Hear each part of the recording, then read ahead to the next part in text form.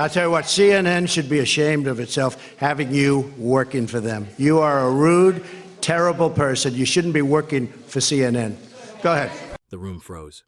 Donald Trump's voice sliced through the air, sharp and unfiltered. He leaned forward, cutting Jasmine Crockett mid-sentence, the tone more like a command than an interruption.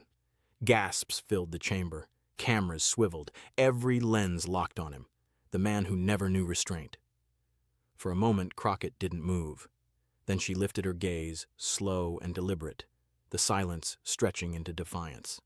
Trump smirked, expecting submission, but what he got was something else entirely, the calm before a storm that would shatter the room. President Trump himself on another network criticized you and called you a low IQ individual. What was your reaction to that, and what do you say to that?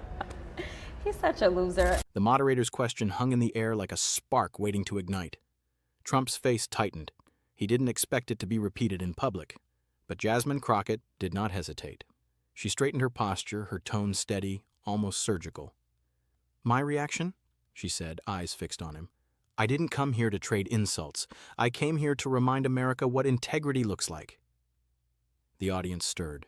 Trump shifted in his seat, tapping his fingers against the table, his trademark impatience growing louder than any words.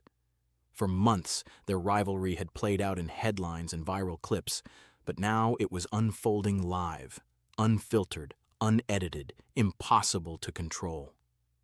Crockett's allies watched her closely, knowing she was walking a line between truth and political suicide.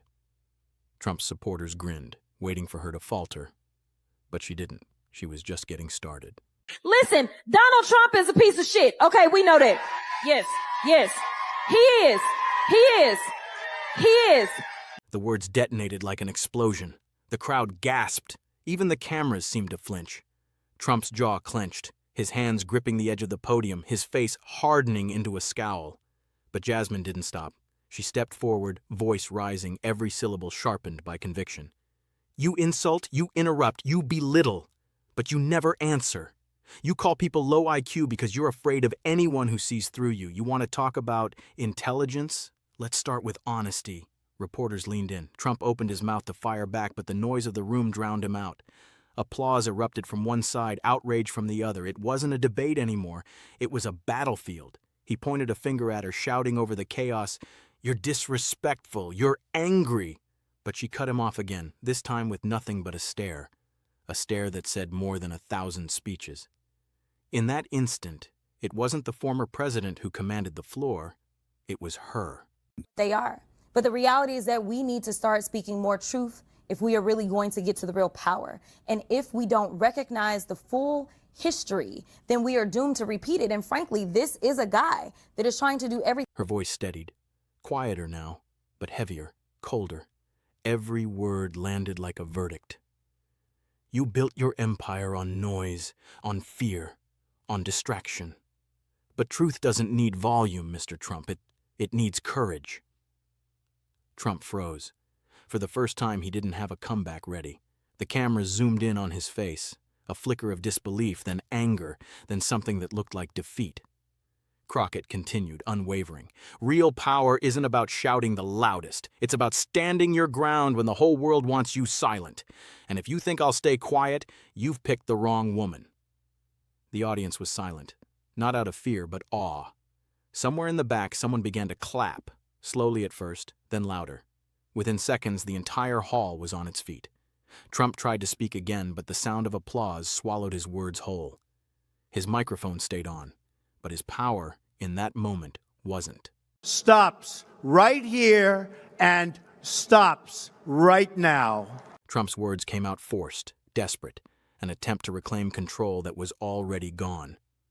But the moment had shifted beyond him. The applause didn't stop. It grew, thunderous, relentless. Crockett stood motionless, eyes locked on him, her silence louder than any argument. When the clapping finally faded, she spoke, calm, deliberate, surgical. "You can try to stop me, you can shout, you can insult, but the truth doesn't stop. Not here, not now, not ever." The cameras caught everything, his tightening jaw, her steady breath, the electric stillness that filled the room. It wasn't just a political confrontation anymore, it was a turning point. Newsrooms across America replayed the clip within minutes. Headlines called it the freeze, the stand, the moment Trump fell silent. Analysts argued, pundits debated, but the image that stayed burned into the public mind was unmistakable.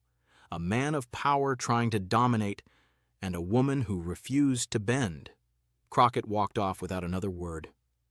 Trump remained behind the podium, surrounded by noise, yet completely alone. History, it seemed, had just chosen its side.